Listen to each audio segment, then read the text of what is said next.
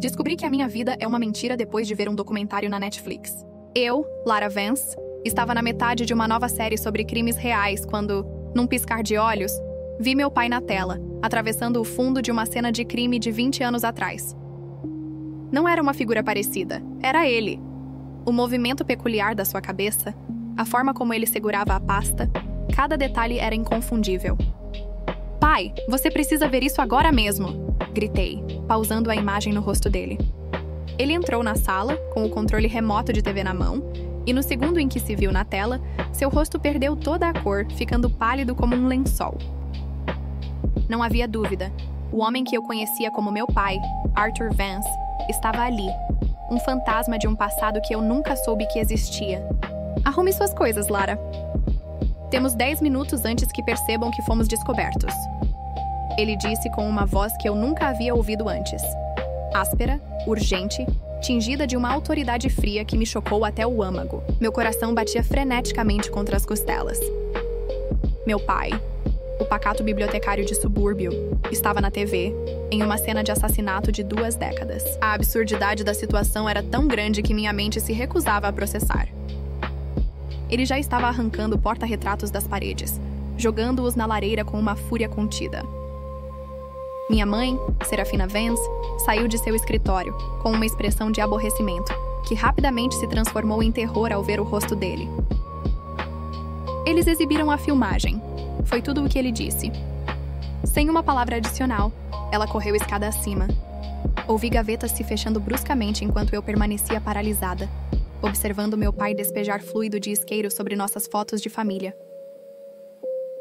As memórias de piqueniques, de aniversários, de verões na praia, tudo virava um combustível para a chama que ele acendia. "Pare de ficar aí parada e pegue sua bolsa de emergência de debaixo da sua cama", ele ordenou, a voz grave e sem espaço para discussão. Foi então que percebi a pistola na sua mão. Não era um brinquedo, nem um adereço de filme. Era real, e ele a segurava com a naturalidade de alguém que sabe usá-la. Minhas pernas pareciam de gelatina enquanto eu corria a escada acima e encontrei uma bolsa debaixo da minha cama. Algo que eu nunca soubera que existia. Já estava pronta, cheia de roupas, dinheiro e um passaporte com a minha foto, mas um nome diferente. Kaylen Reed. Havia também chaves de carro para um veículo que eu não reconhecia e um telefone pré-pago, ainda na embalagem. Minhas mãos tremiam tanto que mal conseguia fechar o zíper. "Não vou a lugar nenhum até que me diga o que está acontecendo", eu disse, minha voz falhando, com a garganta apertada pela mistura de medo e confusão. Meu pai olhou para o relógio e depois para minha mãe, que de repente estava na porta com 3 malas grandes. "Seu nome verdadeiro é Kaylen Reed, e estamos no programa de proteção a testemunhas desde que você tinha 5 anos", ele declarou, enquanto as fotos na lareira se transformavam em cinzas negras. As palavras não faziam sentido, mas a arma em sua mão era real, e o terror nos olhos da minha mãe era real, e minha vida inteira era aparentemente uma farsa. "Isso não pode ser real", eu disse, encostando-me na parede. "Nós moramos em Ohio, e você trabalha na biblioteca, e a mamãe dá aulas de jardinagem."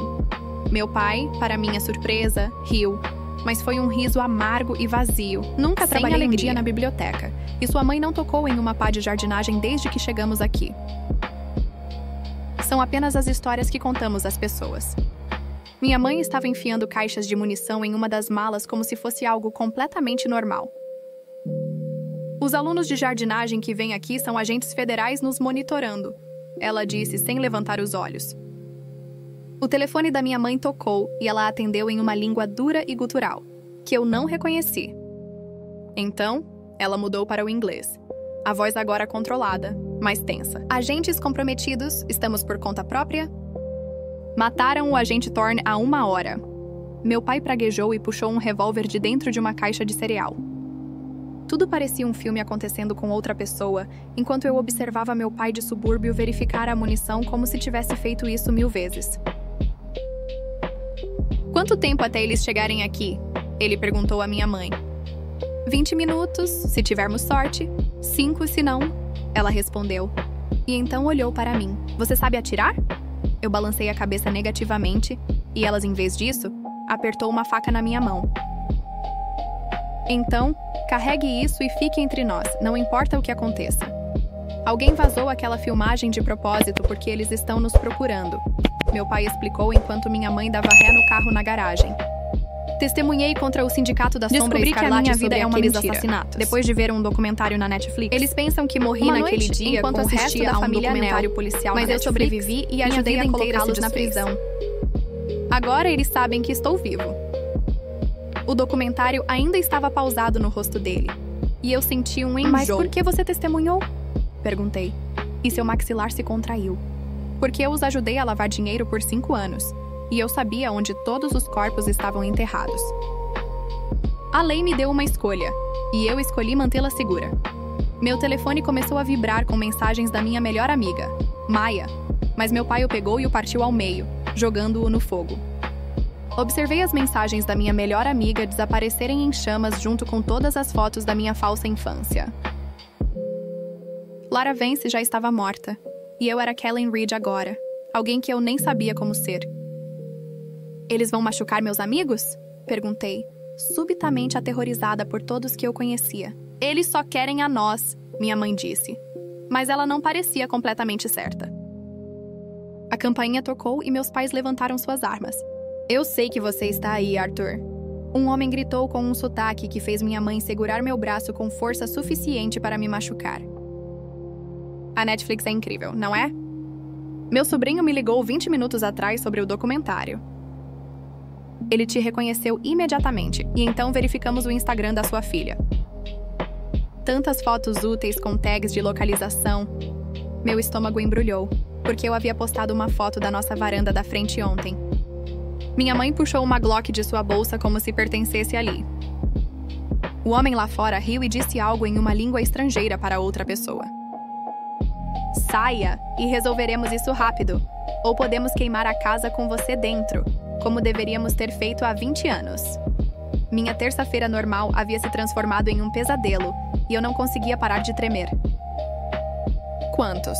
Meu pai sussurrou para minha mãe. Ela espiou pelas persianas e levantou 4 dedos. Depois apontou para cima e levantou mais 2. 6 pessoas vieram para nos matar. Quando eu abrir a porta da garagem, você dirige direto para o que estiver na nossa frente, meu pai me disse, empurrando-me para o banco do motorista. Embora eu tivesse tirado a carteira há apenas 3 meses, foi então que vi os SUVs pretos bloqueando as 2 extremidades da nossa rua. Meu pai apertou o botão do abridor da porta da garagem e eu pisei fundo no acelerador antes mesmo que a porta estivesse na metade do caminho. O carro disparou para frente e esmagou a metade inferior da porta, e senti madeira e metal raspando no teto e no capô enquanto irrompíamos na entrada da garagem. Os SUVs pretos estavam bem ali, um bloqueando o lado esquerdo da rua e outro bloqueando o direito. E eu podia ver homens de roupas escuras se virando para nós com armas nas mãos.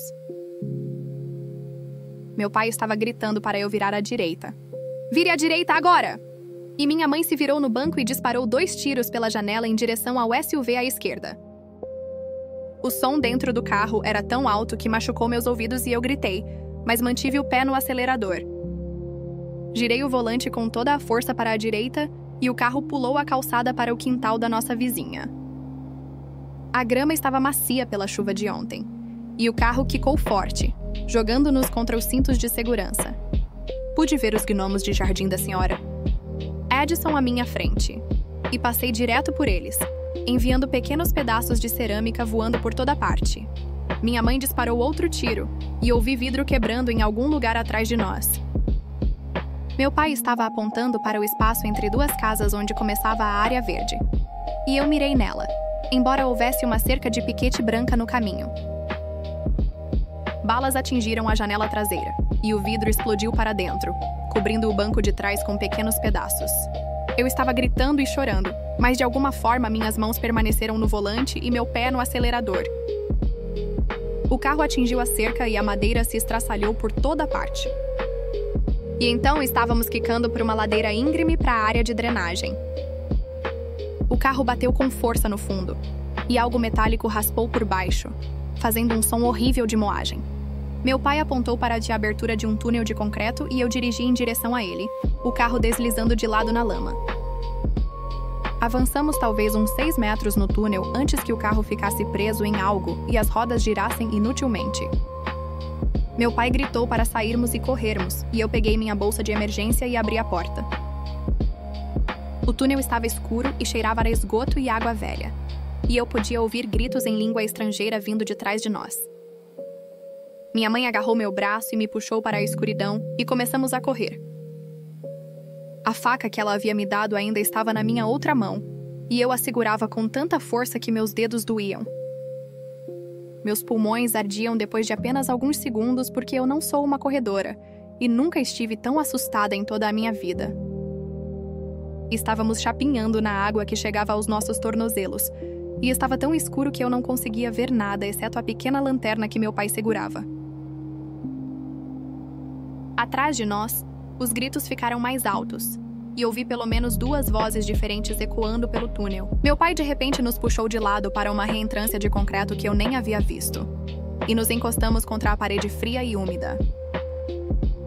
Eu estava tentando com tanta força controlar minha respiração, mas meu peito estava ofegante, e eu tinha certeza que eles nos ouviriam.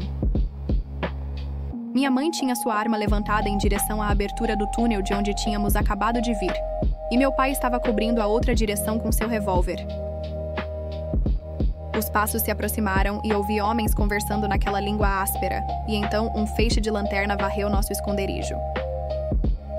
Prendi a respiração e fechei os olhos com força, como se isso de alguma forma me tornasse invisível.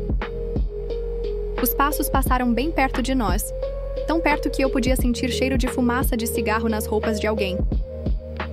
As vozes se afastaram pelo túnel e eu comecei a respirar novamente. Mas então elas voltaram. Os perseguidores passaram por nossa reentrância uma segunda vez e ouvi um deles dizer algo que fez os outros rirem. Os sons da água e os ecos pareciam confundi-los sobre onde exatamente estávamos escondidos. Depois do que pareceram horas, mas provavelmente foram apenas 10 minutos, as vozes desapareceram completamente. Meu pai esperou mais 1 minuto, então nos sinalizou para avançar mais fundo no sistema de drenagem, para longe de onde os perseguidores haviam ido. Caminhamos pelo que pareceu uma eternidade pelos túneis escuros, virando sempre que meu pai indicava. Finalmente, chegamos a uma saída diferente que dava para o quintal de alguém, 6 quarteirões da nossa casa. Saímos cobertos de lama e água suja, e eu tremia tanto que mal conseguia ficar de pé. Minha mãe puxou o telefone pré-pago e fez uma ligação, falando em inglês desta vez. Ela disse que precisávamos de um resgate imediato e que nosso agente estava morto. Então deu um endereço que eu não reconheci. Quando ela desligou, disse ao meu pai que iria sozinha pegar o carro de apoio de um depósito e nos encontraria no posto de gasolina na Miller Road em 20 minutos. Meu pai tentou argumentar, mas ela já estava correndo em direção à rua. Meu pai e eu nos escondemos atrás de uma lixeira em um posto de gasolina fechado, agachados nas sombras enquanto ele continuava a verificar o relógio. Este foi o primeiro momento em que pudemos respirar de verdade desde que pausei aquele documentário. Olhei para meu pai e percebi que ele não era mais o chato bibliotecário. Ele era alguém que sabia correr, se esconder e atirar. E essa pessoa sempre esteve lá, sob a superfície. Suas mãos estavam firmes em sua arma, e seus olhos continuavam a escanear a rua como se ele tivesse feito isso 1000 vezes antes. 20 minutos depois, minha mãe chegou em um Civic antigo que eu nunca tinha visto, e pulamos com nossas bolsas. Ela havia trocado de roupa e usava um boné de beisebol abaixado sobre o rosto. Ela não parecia em nada com a mulher que dava aulas de jardinagem e fazia biscoitos para seus alunos na semana passada. Enquanto nos afastávamos do nosso bairro, meu pai finalmente começou a explicar tudo. Ele falou sobre os assassinatos da família Anel e como ele ajudou o Sindicato da Sombra Escarlate a lavar dinheiro, através de negócios imobiliários por 5 anos. Ele disse que havia corpos enterrados em canteiros de obras pela cidade. E ele mantinha registros detalhados de cada transação e de cada assassinato que sabia. Esses registros colocaram 15 pessoas na prisão depois que ele testemunhou. Eu estava sentada no banco de trás percebendo que meu pai era tanto um criminoso quanto a razão pela qual esses criminosos foram para a cadeia. A história que ele estava contando não combinava com o pai que me ajudava com minha lição de matemática e me levava para o treino de futebol. Eu o interrompi e disse que minha postagem no Instagram de ontem mostrava nossa varanda da frente e que eu havia ativado a tag de localização. O silêncio no carro depois que eu disse isso foi pior do que qualquer grito poderia ter sido. Observei as mãos da minha mãe apertarem o volante e meu pai fechou os olhos como se eu o tivesse acabado de socar no estômago. Minha mãe verificou o retrovisor pela terceira vez em 2 minutos e seu maxilar se contraiu. Ela nos disse que havia um SUV 3 carros atrás que nos havia seguido por 4 curvas diferentes. Meu pai se virou para olhar, mas ela o repreendeu para olhar para frente porque não podíamos deixá-lo saber que os havíamos avistado. Meu estômago embrulhou porque eu pensei que havíamos escapado limpos. Minha mãe de repente virou o volante para a direita e disparamos para o estacionamento de um shopping center tão rápido que os pneus cantaram. Ela zigue-zagueou entre carros estacionados como se estivesse jogando um videogame, cortando vagas vazias e contornando postes de luz. Agarrei a maçaneta da porta e me segurei enquanto ela mirava em uma fresta estreita entre 2 edifícios. O beco de serviço era malmente largo o suficiente para o nosso carro, e ouvi algo raspar no lado do passageiro. Saímos para uma rua diferente e minha mãe pisou fundo, verificando o espelho novamente. O SUV tentou nos seguir para o beco, mas era muito largo e ficou preso entre os edifícios. Olhei para trás e o vi dando ré enquanto a porta do motorista se abria. Entramos na rodovia e imediatamente pegamos trânsito parado. Os carros estavam parados, para-choque com para-choque, e ninguém estava se movendo. Minha mãe nem diminuiu a velocidade. Ela virou o volante e dirigiu para o acostamento, espremendo-se entre a barreira de concreto e a fila de carros. Nosso retrovisor lateral bateu na barreira e explodiu em pedaços de vidro e plástico. O som de raspar me dava dor nos dentes. Olhei pela janela e vi motoristas irritados gritando conosco enquanto passávamos. Então vi o SUV novamente, 2 pistas adiante, preso no mesmo trânsito que estávamos contornando. O motorista tinha o telefone apertado no ouvido e a boca se movia rapidamente. Meu pai disse que eles estavam ligando para os outros para coordenar e que precisávamos sair dessa rodovia agora. Minha mãe pegou a próxima saída a 80 km/h e o carro inclinou para o lado. Pensei que iríamos capotar, mas de alguma forma os pneus aguentaram. Meu pai puxou o telefone pré-pago e discou um número com dedos trêmulos. Ele pediu a linha de serviço dos US Marshals e então disse algo que parecia uma senha. As palavras saíram suaves, como se ele as tivesse praticado 1000 vezes. Ele explicou que sua família sob proteção a testemunhas havia sido exposta, e o agente Thorne estava morto, e que precisavam de ajuda imediata. A voz de uma mulher veio pelo viva-voz, pedindo que ele verificasse seu código de identidade. Ele recitou números e letras enquanto minha mãe fazia curvas aleatórias por um bairro residencial. A mulher disse que seu nome era Marsha Olena Petrova e que ela ligaria de volta em 5 minutos após a verificação. O telefone ficou mudo e meu pai o encarou como se pudesse fazê-lo tocar mais rápido. Minha mãe encostou em um posto de gasolina e o carro finalmente parou de se mover. Minhas mãos estavam com cãibras de segurar a maçaneta da porta com tanta força. Minha mãe estendeu a mão para o banco de trás e me jogou um moletom. Então me entregou um par de óculos de sol, embora o sol estivesse se pondo. Ela me disse para colocá-los agora mesmo e manter a cabeça baixa. Meu pai saiu para abastecer, e eu o observei escanear cada pessoa nas outras bombas. Sua mão permaneceu perto da cintura, onde eu sabia que ele tinha a arma escondida. Uma mulher passou por nosso carro, e todo o corpo do meu pai ficou tenso até que ela entrou em seu próprio veículo e foi embora. Percebi que não podíamos usar cartões de crédito ou débito ou qualquer coisa que aparecesse em um computador em algum lugar. Não podíamos ligar para ninguém ou verificar as redes sociais ou fazer qualquer uma das coisas normais que deixavam pegadas digitais. Estávamos completamente desconectados do mundo que eu conhecia. O telefone pré-pago tocou e meu pai atendeu antes que o primeiro toque terminasse.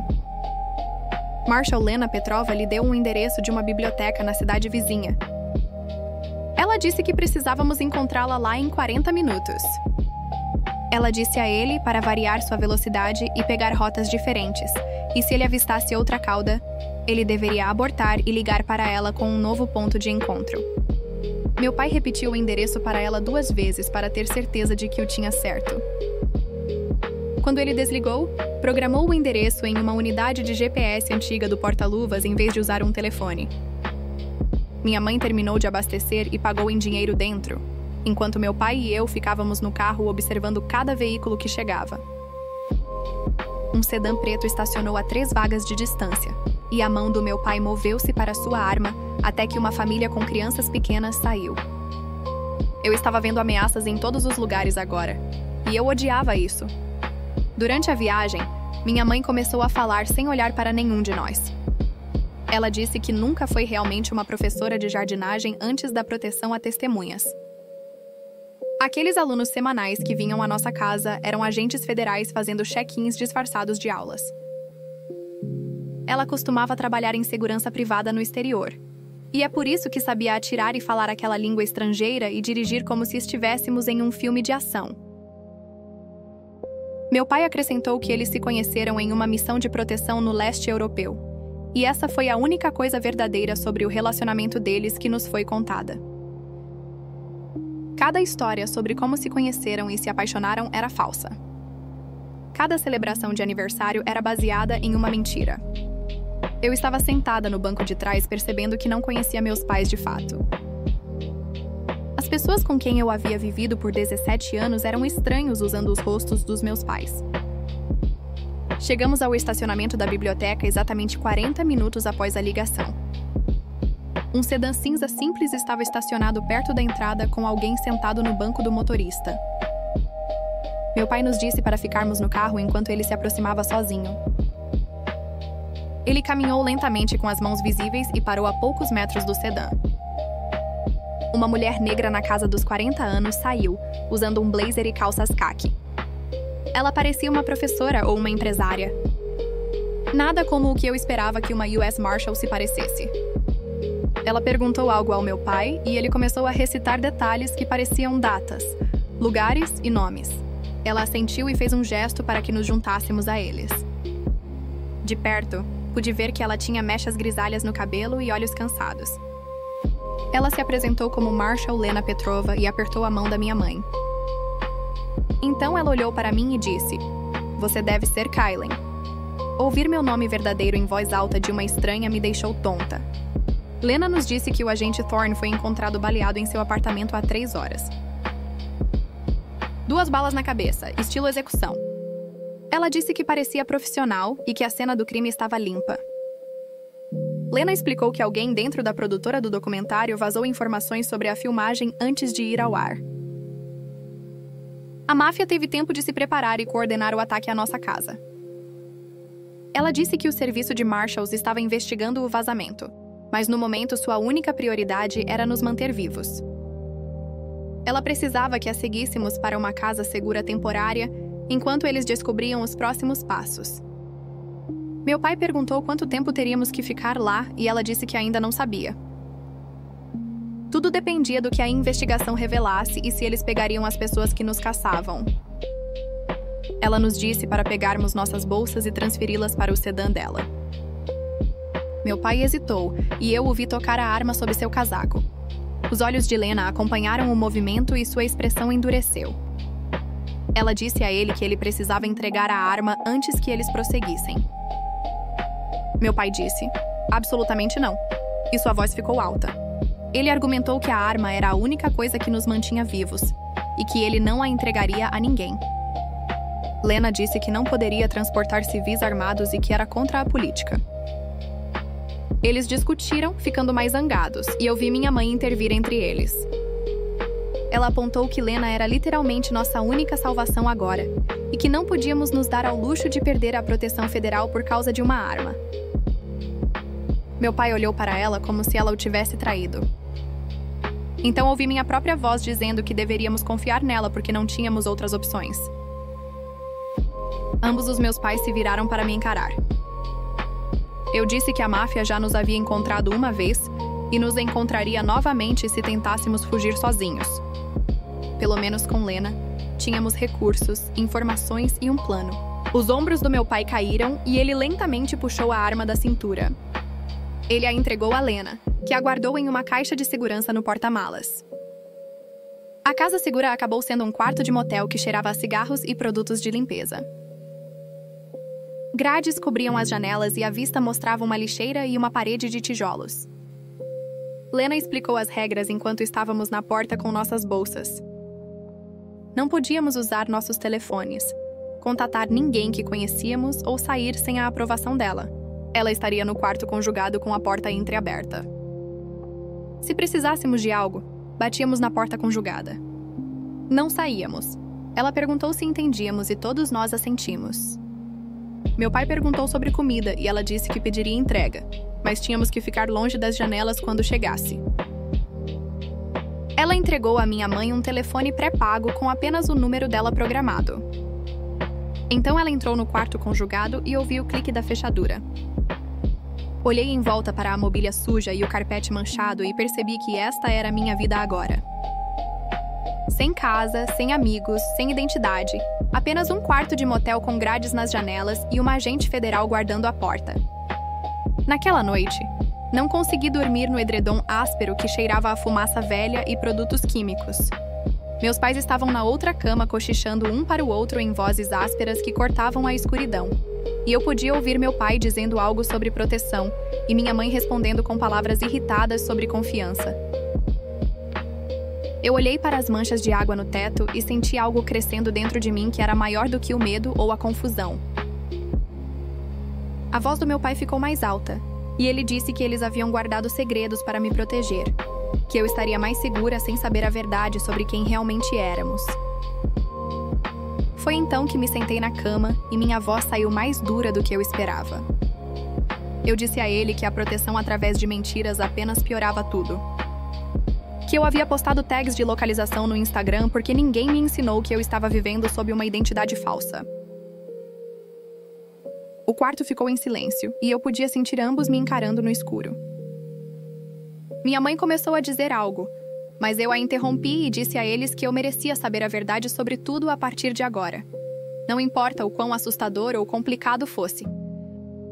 Eu disse que fui eu quem acidentalmente levou assassinos à nossa casa e que precisava tomar decisões informadas, em vez de ser tratada como uma criança que não conseguia lidar com a realidade. Meu pai se sentou e eu vi sua silhueta contra as grades da janela. Minha mãe estendeu a mão e tocou seu braço e algo passou entre eles que eu não conseguia ver, mas podia sentir. Ambos assentiram e meu pai disse que seriam honestos daqui para frente, que me deviam isso depois de tudo o que havia acontecido. Minha mãe prometeu que não haveria mais segredos e sua voz falhou um pouco quando ela disse isso. Por volta da meia-noite, ouvi movimento no quarto conjugado, e então Lena bateu baixinho na nossa porta. Meu pai levantou-se instantaneamente com a mão estendida para onde sua arma costumava estar. E Lena entrou segurando uma de nossas malas com um pequeno dispositivo na outra mão. Ela nos disse que precisávamos nos mover agora mesmo porque ela havia encontrado um rastreador GPS costurado no forro da mala, o que significava que alguém estava rastreando nossa localização o tempo todo. Meu estômago embrulhou e eu estava calçando meus sapatos antes mesmo que meu cérebro entendesse o que estava acontecendo. Pegamos o que pudemos carregar e deixamos a mala rastreada na cama do motel, e me perguntei por quanto tempo as pessoas que nos caçavam souberam exatamente onde estávamos. O sedã de Lena estava estacionado atrás do prédio, e nos amontoamos com ainda menos do que tínhamos antes. Apenas as roupas do corpo e o dinheiro de emergência que meus pais haviam economizado. Lena me disse para sentar no banco do motorista, e eu olhei para ela como se ela fosse louca porque eu só dirigia há 3 meses e mal sabia como fazer uma baliza. Ela disse que eu precisava praticar direção evasiva sob sua instrução, e que sentar no banco do passageiro era a melhor maneira de me ensinar. Minhas mãos já estavam suando quando agarrei o volante e liguei o motor. Lena me conduziu por estradas secundárias e me disse para variar minha velocidade aleatoriamente. Às vezes, indo 15 km acima do limite e, às vezes, diminuindo para 5 km abaixo. Ela me fez fazer curvas inesperadas sem sinalizar e me disse para observar meus espelhos constantemente em busca de qualquer veículo que seguisse nosso padrão.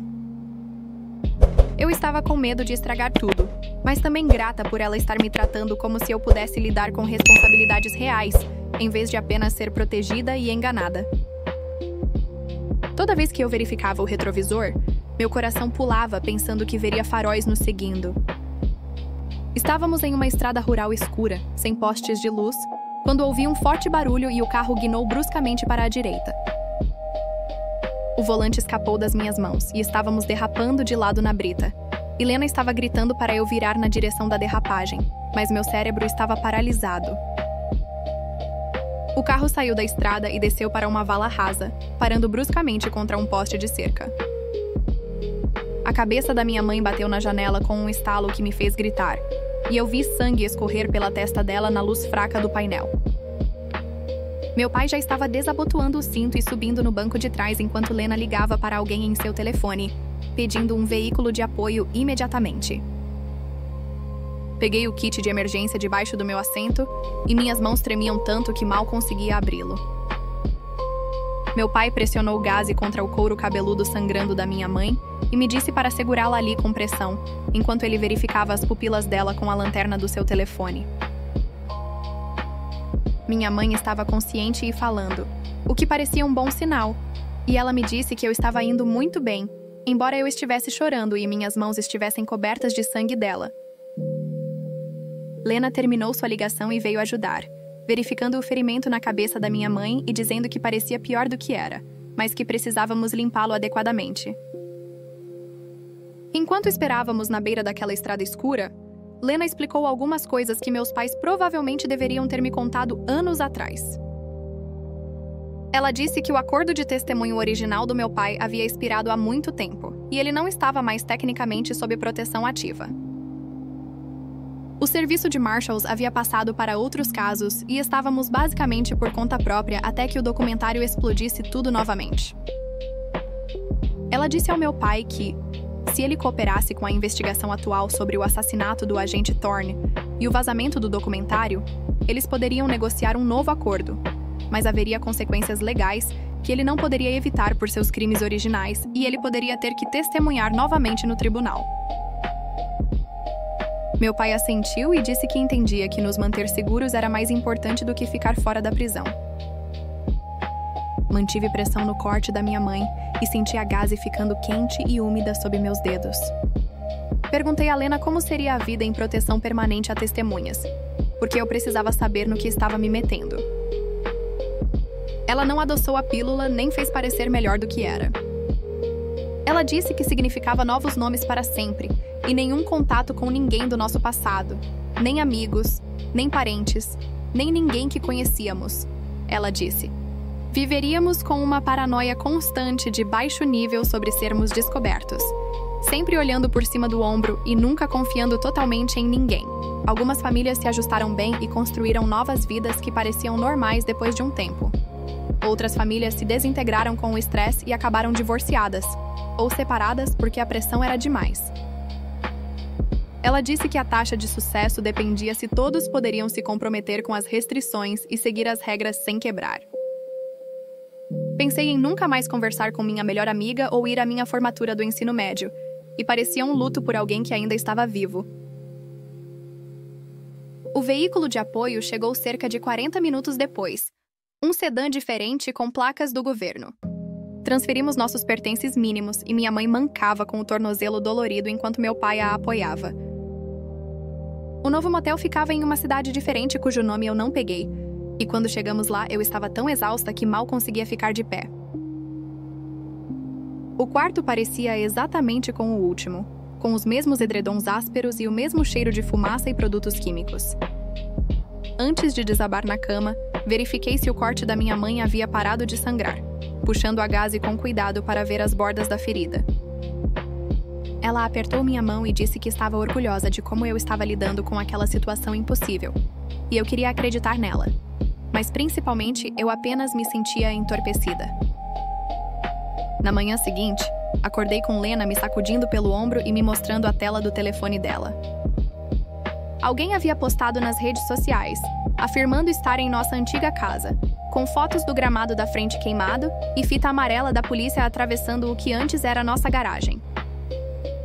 Os atacantes estavam interagindo publicamente com a postagem usando suas contas reais, deixando comentários e curtidas como se nem estivessem tentando se esconder. Lena disse que isso mostrava que eles estavam confiantes o suficiente para operar abertamente, que não temiam a aplicação da lei ou as consequências. Olhei para as fotos da minha casa destruída e senti algo se retorcer no meu peito. Tudo o que eu possuía havia sumido. Cada pedaço de evidência de que eu havia vivido lá como Lara Vance por 12 anos.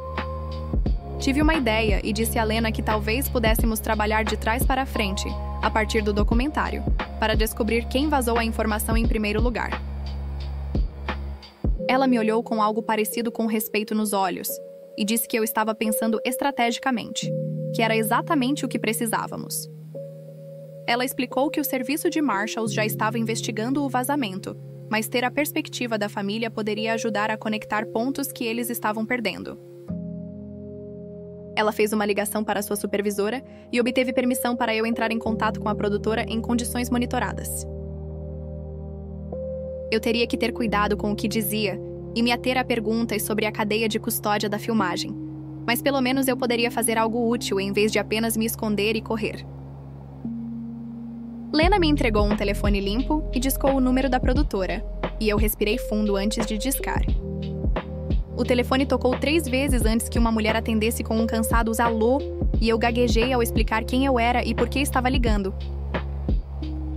Ela ficou em completo silêncio por cerca de 10 segundos.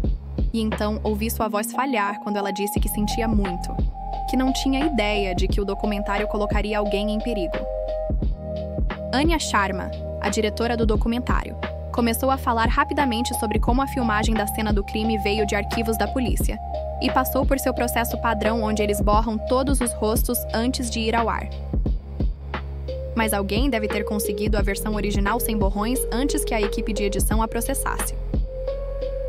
Ela parecia genuinamente chateada e continuou se desculpando enquanto eu estava sentada segurando o telefone de Lena e tentando descobrir se essa informação realmente nos ajudava.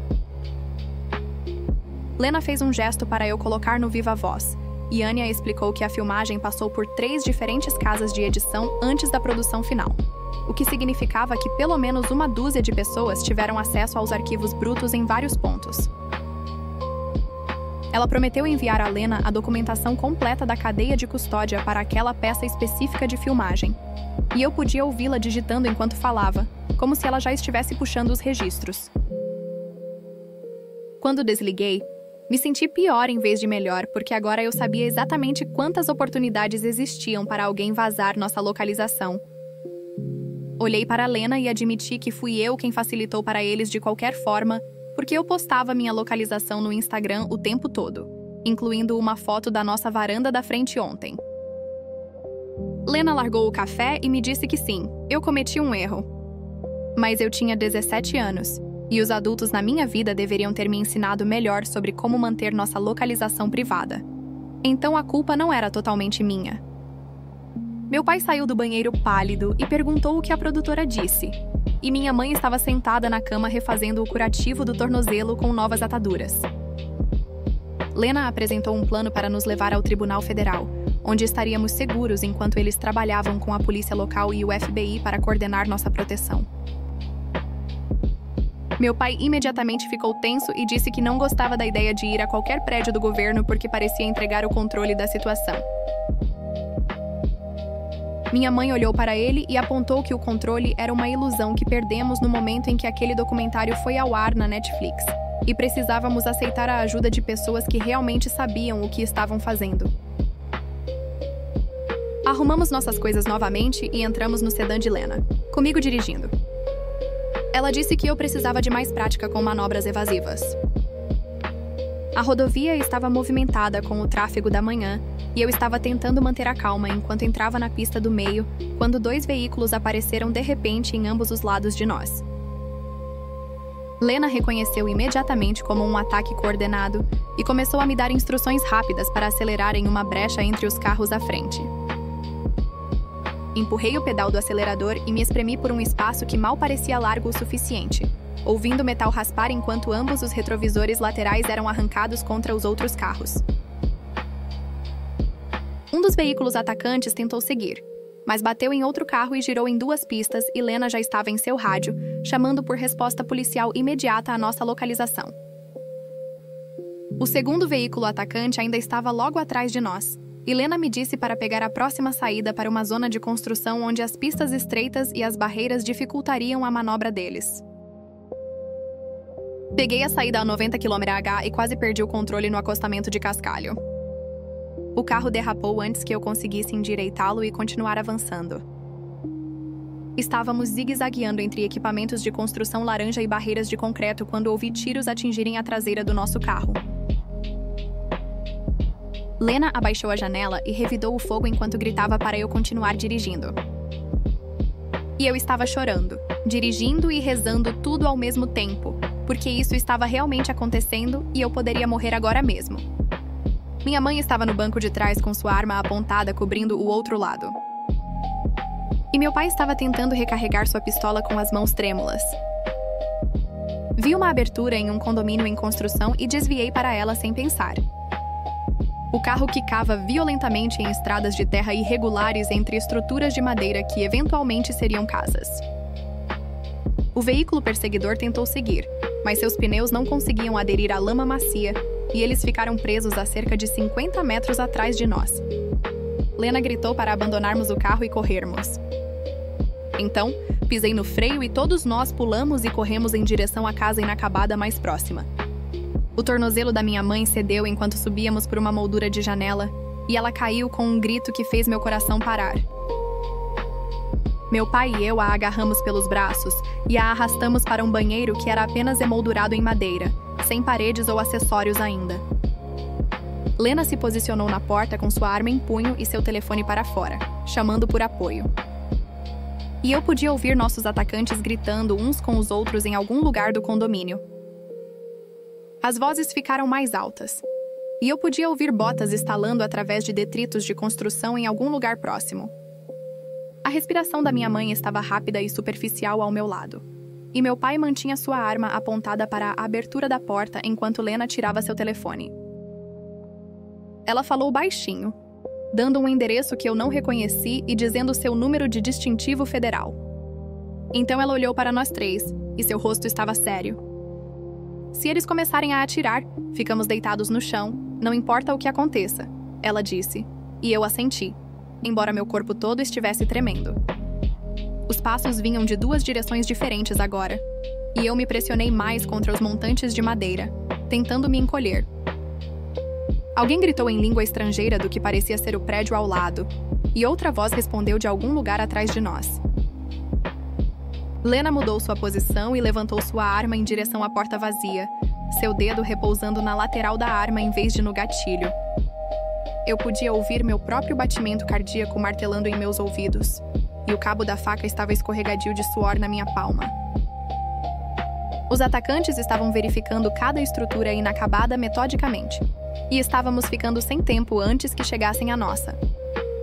Uma sombra passou pela moldura da janela, e minha mãe agarrou meu braço para me manter imóvel.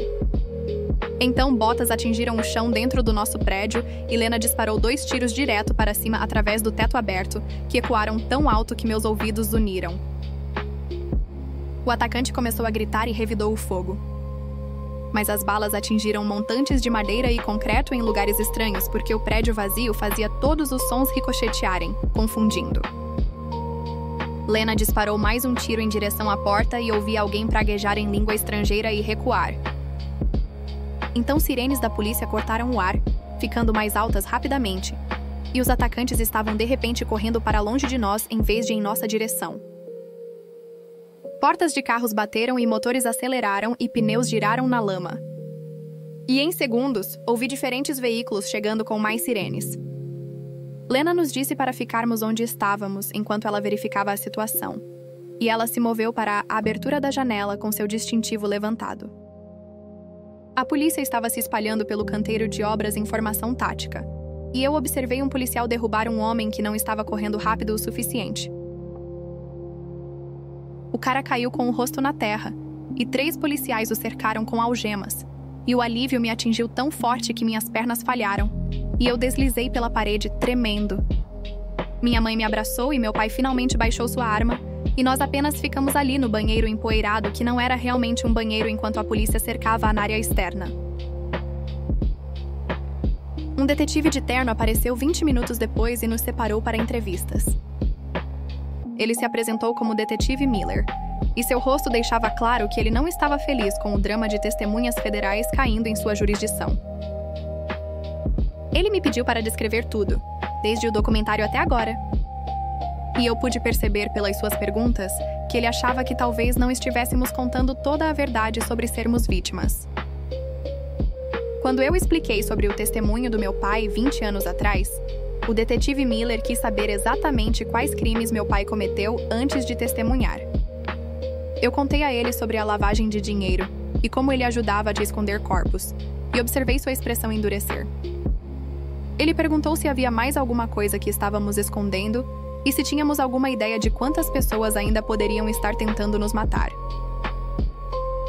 Eu disse que não sabia, e essa era a mais pura verdade, porque há 2 dias eu pensava que meu pai vendia livros. Lena entrou na sala de entrevista e nos defendeu, tirando seu telefone para mostrar ao detetive Miller o rastro das evidências. Ela o guiou pelo assassinato do agente Thorne, o vazamento do documentário e os ataques coordenados de hoje, expondo tudo de uma forma que tornava as conexões óbvias. O detetive Miller estudou as informações e seu maxilar estava tenso. Mas ele finalmente concordou em ajudar. Ele disse que nos manteria seguros em uma sala de detenção do tribunal, enquanto o serviço de marshals elaborava o plano de longo prazo, e eu podia perceber que ele ainda não confiava totalmente em nós. Mas pelo menos ele estava disposto a nos manter vivos. Eles nos levaram ao tribunal em veículos separados e nos colocaram em uma pequena sala com uma mesa e cadeiras que me lembravam programas de TV sobre interrogatórios. Lena sentou-se à nossa frente e disse que tinha uma ideia sobre usar o telefone do atacante detido para enviar uma mensagem que poderia atrair os outros. Meu pai disse imediatamente que era muito arriscado e que deveríamos nos concentrar em sermos realocados para um lugar seguro. Surpreendi-me ao falar e dizer que já estávamos no risco máximo, então poderíamos muito bem tentar assumir algum controle. Lena olhou para mim com algo como aprovação, e meu pai esfregou o rosto com as 2 mãos. Eu apontei que fugir não havia funcionado até agora e que talvez fosse hora de sermos estratégicos em vez de apenas reativos. Minha mãe concordou comigo e meu pai finalmente assentiu, e Lena começou a explicar seu plano em mais detalhes. Eu me ofereci imediatamente para ser a única a entregar qualquer mensagem que eles precisassem, e a resposta de Lena foi imediata e firme. Ela disse absolutamente não. E quando eu argumentei que já estava envolvida e queria ajudar, ela não cedeu. Colocar um menor em perigo operacional era um limite que ela não cruzaria de jeito nenhum.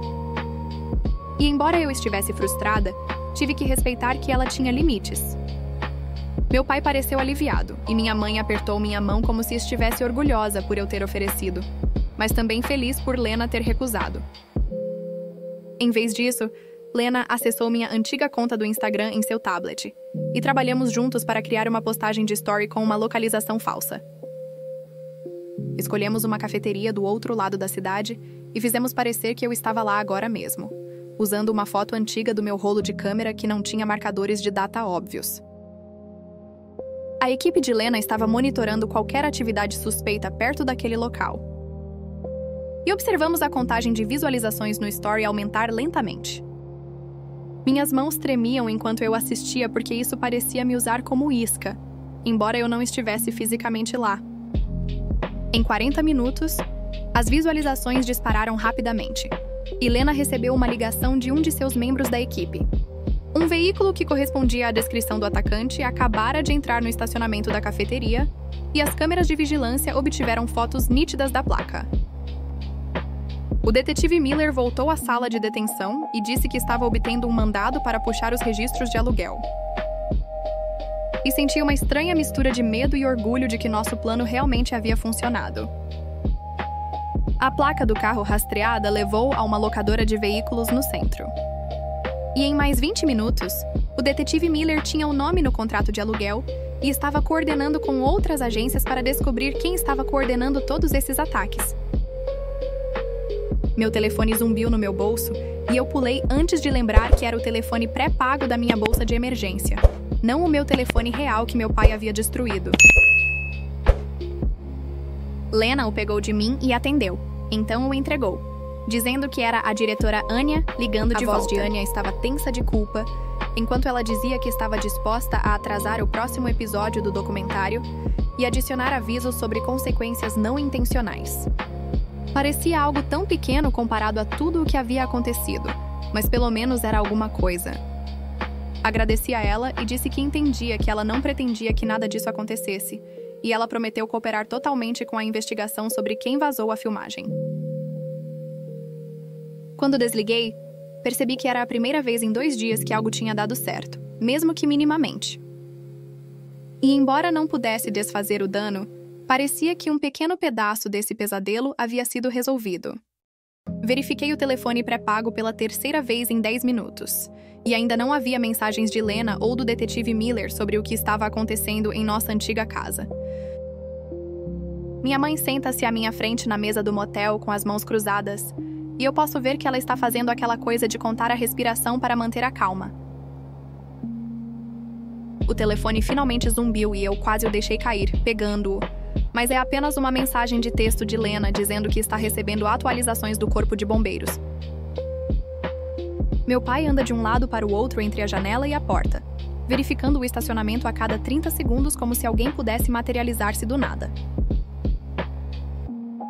O quarto cheira a cigarros velhos e produtos químicos de limpeza, e eu fico pensando no meu quarto em casa, com os pôsteres nas paredes e minha coleção de ingressos de shows colados acima da minha mesa. Outro zumbido, e desta vez são notícias reais. O detetive Miller enviando fotos através de um aplicativo criptografado que Lena configurou para nós. A primeira foto mostra a nossa rua bloqueada com caminhões de bombeiros e carros de polícia por toda parte. E a segunda foto faz meu estômago embrulhar, porque nossa casa é apenas uma carcaça queimada com o telhado desabado e fumaça preta ainda subindo do que costumava ser a garagem. Entrego o telefone para minha mãe e a observo ficar completamente sem expressão enquanto ela rola as imagens. Então ela passa para meu pai, que apenas olha para a tela por um longo tempo sem dizer nada. Tudo o que eu possuía, exceto o que está nesta bolsa de emergência, se foi agora. Cada álbum de fotos que meus pais não queimaram. Cada peça de roupa no meu armário. Meu laptop com todo o meu trabalho escolar. O elefante de pelúcia que eu tinha desde os 5 anos de idade. Penso nos meus anuários com as assinaturas de todos e piadas internas escritas nas margens, e como aquilo era a prova de que Lara Vance existia, mesmo que fosse falsa. E agora não sobrou nada. Meu pai senta-se pesadamente na cama e coloca a cabeça nas mãos. E percebo que não se trata apenas de perder nossas coisas. É sobre perder a vida que fingimos ter por 12 anos. Os atacantes a incendiaram de propósito para nos apagar, para ter certeza de que entendíamos que eles podiam destruir tudo o que construímos. E funcionou porque me sinto apagada agora. O detetive Miller liga em vez de mandar mensagem de texto, e Lena o coloca no viva voz para que todos possamos ouvir. Ele diz que o mandado saiu mais rápido do que o esperado, devido ao assassinato do agente Thorne estar ligado ao nosso caso, e sua equipe revistou um depósito alugado em nome de um dos atacantes cerca de 2 horas atrás. Lá dentro encontraram equipamento de camping, suprimentos de comida, vários telefones pré-pagos ainda na embalagem, caixas de munição, um laptop com fotos de vigilância e mapas impressos do nosso bairro com nossa casa circulada em marcador vermelho. Ele diz que parece que eles estavam planejando vigiar a área por semanas, se necessário, esperando o momento certo para atacar. E eles tinham planos de apoio escritos em língua estrangeira que seu tradutor ainda estava trabalhando. O laptop tinha histórico de navegação mostrando que eles estavam monitorando minha conta do Instagram no último mês, tirando capturas de tela de cada postagem que eu fazia e anotando os locais que eu marcava. Há uma foto impressa da nossa família que reconheço de uma postagem que fiz em um restaurante há 3 semanas. E alguém desenhou um X sobre os rostos dos meus pais com caneta vermelha. A voz do detetive Miller fica mais baixa quando ele descreve um caderno cheio de detalhes sobre nossas rotinas diárias. A que horas meu pai saía para seu trabalho falso na biblioteca, a que horas as falsas alunas de jardinagem da minha mãe chegavam, a que horas eu chegava em casa da escola. Eles sabiam tudo sobre nós porque eu postava tudo sobre nós. E o nível de planejamento que eles colocaram em nos matar me deixa enjoada. Minha mãe estende a mão e aperta a minha quando vê meu rosto, e eu a aprecio. Mas também sei que isso é culpa minha, não importa o que Lena disse sobre segurança operacional. Os dados do laptop levaram a registros telefônicos que os técnicos do detetive Miller rastrearam até mais 3 associados, e ele diz que 2 deles foram presos esta manhã tentando sair do estado. Eles estão detidos sem fiança por acusações de conspiração. E o detetive acha que eles se voltarão um contra o outro muito rapidamente quando perceberem a quantidade de evidências que existem. Mas ele também diz que o líder, Valerius Kane, não está entre as pessoas presas, e seu nome não aparece em nenhum dos registros telefônicos ou contratos de aluguel que encontraram até agora. Lena se inclina para a frente e pergunta se eles identificaram Valerius Kane por outros meios, e o detetive Miller confirma que ele é o sobrinho que originalmente reconheceu meu pai no documentário com base em postagens de mídia social que o sobrinho fez se gabando disso. O sobrinho postou uma captura de tela do documentário com meu pai circulado e escreveu algo em língua estrangeira que traduz-se para "Finalmente encontramos o rato", e essa postagem foi compartilhada em várias contas conectadas à organização. Mas Valerius Kane é inteligente o suficiente para não usar telefones rastreáveis ou colocar seu nome em nada oficial, e ele é provavelmente quem está dando as ordens enquanto permanece completamente fora do radar. Meu pai pergunta o quão perigoso Valerius Kane é em comparação com os outros. E o detetive Miller pausa antes de dizer que Valerius Kane tem um histórico em seu país de origem por aplicação violenta e era suspeito em pelo menos 3 assassinatos antes de vir para os Estados Unidos 5 anos atrás. O silêncio em nosso quarto de motel depois dessa informação é pesado, e eu observo o maxilar do meu pai se contrair como se ele estivesse tentando não mostrar o quão assustado ele está. Lena diz que a boa notícia é que, com a maioria de sua equipe presa, Valerius Kane está ficando sem recursos e apoio, o que pode torná-lo mais desesperado ou mais cuidadoso. Lena encerra a ligação com o detetive Miller e senta-se com meu pai à mesa, e eu posso perceber pela expressão dela. Esta será uma conversa séria. Ela explica que a investigação atual sobre o assassinato do agente Thorne e os ataques a nós criou uma oportunidade para meu pai cooperar como testemunha novamente, o que poderia levar a um novo acordo de proteção a testemunhas para nossa família. Mas ela é muito clara que essa cooperação também significaria que meu pai teria que responder a perguntas sobre suas atividades originais de lavagem de dinheiro. E pode haver acusações ou consequências adicionais que ele evitou na primeira vez. Os promotores federais querem um relato completo de tudo o que ele fez durante aqueles 5 anos trabalhando para o Sindicato da Sombra Escarlate, incluindo detalhes que ele pode ter omitido em seu testemunho original. Meu pai parece mais velho do que eu já ouvi enquanto ele escuta. As linhas ao redor de seus olhos mais profundas e seus ombros curvados para a frente. Ele pergunta o que acontece se ele se recusar a cooperar e Lena diz honestamente que estaríamos por conta própria sem proteção federal e Valerius Kane nos encontraria novamente.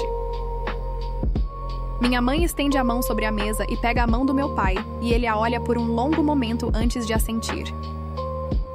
Ele diz a Lena que fará o que for preciso para nos manter seguros, mesmo que isso signifique enfrentar consequências legais por coisas que fez 20 anos atrás. E sinto uma estranha mistura de orgulho e tristeza ao vê-lo concordar com isso. Lena pega a papelada e explica o processo. E meu pai assina documentos enquanto eu sento na cama tentando processar que meu pai está oficialmente cooperando com uma investigação federal sobre seus próprios crimes. Na manhã seguinte, Lena volta com o detetive Miller, e eles têm um plano que me deixa com dor de estômago só de ouvir. Eles têm monitorado as comunicações entre os associados presos e interceptaram mensagens mostrando que Valerius Kane tem tentado fazer contato através de intermediários, querendo negociar ou fazer ameaças ou algo parecido. O detetive Miller acha que eles podem usar isso para organizar um encontro controlado em um local público, especificamente um terminal de ônibus no centro da cidade que tem muitas câmeras e testemunhas. O plano é que meu pai seja visível como isca, enquanto a equipe de Lena e os policiais do detetive Miller cercam o local de várias posições. E quando Valerius Kane aparecer, eles o prenderão com força esmagadora. Meu pai não gosta desse plano de jeito nenhum e diz que estão usando-o como alvo. Mas Lena aponta que ele já é um alvo, e desta forma eles controlam o ambiente. O detetive Miller acrescenta que eles estudaram o layout do terminal de ônibus, e tem policiais posicionados para cobrir todas as saídas, e terão atiradores de elite em telhados próximos caso as coisas deem errado. Minha mãe pergunta o que acontece se Valerius Kane não aparecer ou enviar outra pessoa em vez disso. Lena admite que é uma possibilidade, mas a inteligência sugere que Valerius Kane quer lidar com isso pessoalmente. Estou ouvindo-os planejar essa operação e percebo que estão falando sobre deliberadamente colocar meu pai em perigo para pegar alguém que quer matá-lo. E embora eu entenda a lógica, parece errado. Meu pai finalmente concorda, mas só depois de fazer Lena prometer que minha mãe e eu estaremos em algum lugar completamente seguro durante a operação. E ela garante que estaremos em uma van de vigilância com proteção armada. Na manhã da operação, mal dormi porque ficava imaginando todas as maneiras pelas quais isso poderia dar errado. Fomos pegos às 4 da manhã, enquanto ainda estava escuro, e dirigimos para um local a 3 quarteirões do terminal de ônibus, onde a van de vigilância estava estacionada. Dentro da van havia telas mostrando feeds de vídeo de pelo menos uma dúzia de câmeras diferentes, cobrindo o terminal de todos os ângulos e 2 operadores técnicos sentados nos controles, ajustando as visualizações e verificando o áudio. Minha mãe e eu nos esprememos na área traseira e Lena nos deu fones de ouvido para que pudéssemos ouvir as comunicações de rádio entre todos os policiais envolvidos.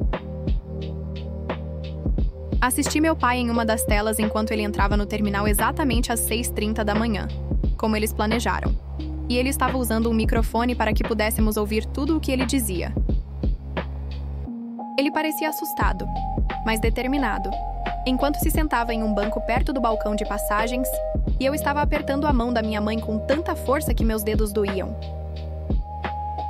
O operador técnico deu um zoom no rosto do meu pai, e pude ver suor em sua testa, embora estivesse fresco lá fora, e minha mãe sussurrou que ele ficaria bem. A voz de Lena veio pelo fone de ouvido, confirmando que todas as posições estavam prontas. E eu contei pelo menos 8 policiais diferentes se reportando de vários locais ao redor do terminal. Às 6h45, um homem entrou no terminal e eu soube imediatamente que era Valerius Kane, porque todo o corpo do meu pai ficou tenso na tela. Valerius Kane tinha 2 outros homens com ele e eles se aproximaram do meu pai lentamente, e eu pude ver Valerius Kane dizendo algo que fez o rosto do meu pai ficar branco. O áudio do microfone do meu pai captou Valerius Kane falando em inglês com um sotaque forte, dizendo algo sobre como meu pai deveria ter permanecido morto. Então tudo aconteceu de uma vez porque Valerius Kane puxou uma arma de dentro de sua jaqueta e minha mãe estava gritando no rádio e tiros foram disparados. Vários policiais convergiram de diferentes direções e eu estava assistindo às telas tentando ver onde meu pai estava através de todo o caos. Um policial caiu segurando o ombro e havia sangue no chão, e eu vi meu pai cair de bruços com as mãos sobre a cabeça, exatamente como o treinaram. Os 2 homens com Valerius Kane foram derrubados por policiais e caíram com força, mas Valerius Kane de alguma forma conseguiu se soltar e correu em direção à multidão de viajantes em pânico. Mais tiros foram disparados e pessoas estavam gritando e correndo em todas as direções. E as visualizações da câmera continuavam mudando, tentando rastrear Valerius Kane através da confusão. Ele desapareceu em um corredor de manutenção e 2 policiais o perseguiram. Mas quando eles voltaram 30 segundos depois, estavam sozinhos. Lena praguejou e pegou seu rádio, exigindo atualizações de status de todas as posições. E as respostas confirmaram que Valerius Kane escapou de alguma forma. A cena no terminal era um caos com policiais por toda parte, e paramédicos trabalhando no policial ferido e viajantes sendo entrevistados pela polícia. Meu pai foi algemado e levado para um carro descaracterizado, e Lena explicou pelo fone de ouvido que ele estava sendo levado sob custódia federal, tanto para sua própria proteção quanto para interrogatório. Observei pela janela da van enquanto o colocavam no carro. E embora eu soubesse que isso fazia parte do plano e era necessário para sua segurança, parecia que eu estava perdendo tudo de novo. Minha mãe estava chorando baixinho ao meu lado e eu a abracei pelos ombros e ficamos ali sentadas observando as telas enquanto o terminal era lentamente liberado e protegido. O policial ferido estava vivo e conversando com os paramédicos, o que era uma boa notícia. Mas a fuga de Valerius Kane significava que ainda não estávamos seguros. Lena subiu na parte de trás da van conosco e pediu desculpas por como a operação correu. E pude ver que ela estava frustrada e bem irritada com a fuga de Valerius Kane. Ela prometeu que todas as agências de aplicação da lei da região agora estavam procurando por ele. E com seu rosto em todas as notícias e seus associados presos, ele não seria capaz de se esconder por muito tempo. O detetive Miller chegou à van 1 hora depois com atualizações sobre as prisões e as acusações que estavam sendo apresentadas. Os 2 homens que vieram com Valerius Kane estão ambos sob custódia e já pedindo advogados. E o policial ferido está em condição estável no hospital com um ferimento no ombro que deve curar completamente. Eles recuperaram a arma de Valerius Kane da cena junto com estojos de munição e outras evidências. E o detetive Miller diz que a equipe forense está processando tudo para construir o caso mais forte possível. Ele está coordenando com os promotores federais para apresentar acusações contra todos os atacantes presos, e eles estão trabalhando para ligar tudo ao assassinato do agente Thorne através de registros telefônicos e evidências forenses. Não é justiça perfeita, porque Valerius Kane ainda está por aí em algum lugar. Mas pelo menos a maioria de sua equipe está fora das ruas. Lena nos diz que o caso é forte o suficiente para que os promotores esperem que a maioria das pessoas presas aceite acordos de confissão em vez de arriscar o julgamento, o que significa que eles provavelmente testemunharão uns contra os outros e fornecerão mais evidências. Minha mãe pergunta o que acontece conosco agora, e Lena diz: ficaremos sob custódia protetora enquanto eles continuam caçando Valerius Kane e processando o acordo de cooperação do meu pai. Recosto-me na parede da van e fecho os olhos. E estou exausta e assustada, mas também aliviada que pelo menos algumas das pessoas que tentaram nos matar estão presas agora. Lena faz ligações pela próxima hora enquanto estamos na van, e eu posso ouvi-la conversando com juízes e promotores federais sobre ordens de proteção e arranjos de custódia.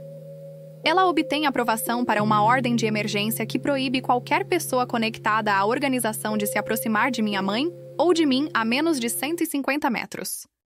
E ela explica que isso significa que, se violarem, serão presos imediatamente, independentemente de outras acusações. O policial ferido está estável no hospital e seu ferimento no ombro deve cicatrizar completamente, de acordo com os paramédicos que atualizaram Lena, o que me faz sentir um pouco menos culpada por toda essa bagunça. Lena providencia para que nos mudemos para um apartamento seguro enquanto eles continuam investigando e caçando Valerius Kane. E ela promete que este lugar será melhor do que o motel em que estivemos escondidos. Dirigimos para uma instalação médica onde minha mãe finalmente tem o tornozelo devidamente examinado por um médico que diz que está gravemente torcido, mas não quebrado. Eles o enfaixam em uma tala rígida e lhe dão muletas. E observar minha mãe lutar para ficar de pé em uma perna faz tudo parecer mais real de alguma forma. Sentamo-nos na sala de exames silenciosa depois que o médico sai, e minha mãe simplesmente começa a chorar. Aqueles soluços profundos e trêmulos que me assustam mais do que as armas. Ela se desculpa por todos os anos de mentiras e por não me preparar melhor para a possibilidade de nossa identidade secreta ser descoberta. E eu não sei o que dizer, então apenas seguro sua mão e a deixo chorar. Ela continua dizendo que pensou que estaríamos seguras para sempre e que queria que eu tivesse uma infância normal. E eu digo a ela que entendo, embora ainda esteja zangada com os segredos. Mais tarde naquele dia, Lena nos mostra uma notícia em seu telefone sobre a diretora Anya emitindo um comunicado público. Anya fala sobre as consequências não intencionais do documentário e anuncia que a Netflix está implementando novos protocolos para proteger identidades de testemunhas em filmagens arquivadas. Ela também concorda em borrar detalhes de identificação adicionais em nossas filmagens e remover todos os metadados de localização de futuras exibições do episódio. Não desfaz o dano, mas pelo menos pode evitar que isso aconteça com outras famílias. E eu aprecio que Anya assumiu a responsabilidade em vez de dar desculpas. Naquela noite, Lena nos levou ao nosso apartamento temporário, que ficava em um prédio sem graça com câmeras de segurança e portas de entrada trancadas.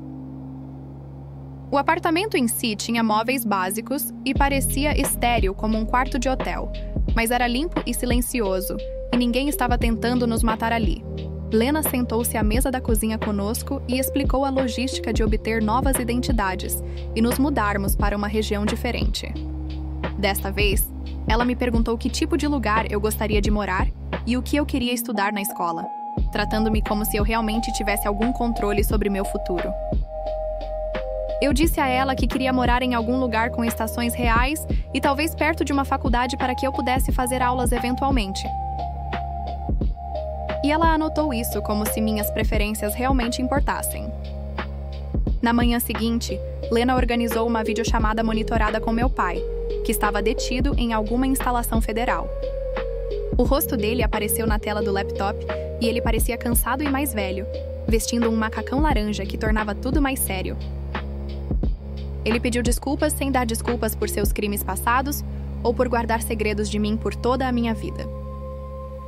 Eu disse a ele que precisava de tempo para processar tudo, mas que não queria perder contato com ele completamente, e concordamos em reconstruir a confiança lentamente com limites claros sobre a honestidade. Ele perguntou se minha mãe estava bem, e eu contei a ele sobre o tornozelo dela e a tala, e pude vê-lo estremecer mesmo pela tela do vídeo. Conversamos apenas por 15 minutos, porque Lena disse que esse era o limite. E quando a ligação terminou, me senti exausta, mas também um pouco melhor do que antes. O detetive Miller ligou para Lena naquela tarde com atualizações sobre os atacantes presos. A fiança foi negada para todos eles devido ao risco de fuga e à gravidade das acusações, incluindo conspiração para cometer assassinato. Valerius Kane ainda está foragido, mas agora tem mandados federais, e todas as agências de aplicação da lei em vários estados estão ativamente caçando-o. O detetive Miller diz que também estão investigando os registros financeiros e os associados conhecidos de Valerius Kane para descobrir onde ele pode estar se escondendo. Minha mãe me sentou depois da ligação do detetive e admitiu que estava escondendo a extensão total de seu treinamento e capacidades, porque queria acreditar que nunca precisaríamos delas. Ela me disse que trabalhou para uma empresa de segurança privada no exterior antes da proteção a testemunhas e que sabe fazer coisas sobre as quais nunca me contou. Ela prometeu total transparência daqui para frente sobre suas habilidades, seu passado e quaisquer ameaças potenciais que pudéssemos enfrentar. Eu disse a ela que a honestidade é a única maneira de funcionarmos como família agora. E ela concordou e apertou minha mão. Passamos os 2 dias seguintes embalando nossos pertences restantes de depósitos e limpando nossa pegada digital com a ajuda de um especialista em tecnologia que o serviço de Marshalls enviou. O especialista me mostrou como deletar minha conta do Instagram corretamente e apagar dados em cache e postagens arquivadas. Observei anos de fotos desaparecerem da tela enquanto eu clicava no processo de exclusão e parecia dizer adeus a uma versão de mim mesma que nunca realmente existiu. Todas aquelas fotos de Lara Vance em eventos escolares e festas de aniversário e momentos casuais. Tudo aquilo era construído sobre mentiras e agora simplesmente se foi. O especialista também nos ajudou a fechar contas de e-mail e remover nossas informações de vários bancos de dados. E no final do 2º dia, era como se Lara Vance nunca tivesse existido. Na 5ª manhã, acordei no apartamento seguro e encontrei Lena preparando café na cozinha. Ela me chamou de Kaylin pela primeira vez em vez de Lara, perguntando se eu estava pronta para iniciar o processo de realocação. Respirei fundo e disse sim. E percebi que, Embora estivesse assustada, zangada e de luto pela minha antiga vida, também ainda estou aqui e ainda lutando. Minha mãe está viva e meu pai está seguro sob custódia. E a maioria das pessoas que tentaram nos matar está presa. Valerius Kane ainda está por aí em algum lugar, mas sobrevivemos até aqui, e isso tem que contar para alguma coisa. Lena pegou a papelada para nossas novas identidades e começou a explicar os próximos passos. E eu me forcei a focar nas palavras dela em vez de pensar em tudo o que estávamos deixando para trás. Esta é a minha vida agora, e preciso descobrir como vivê-la, uma decisão de cada vez.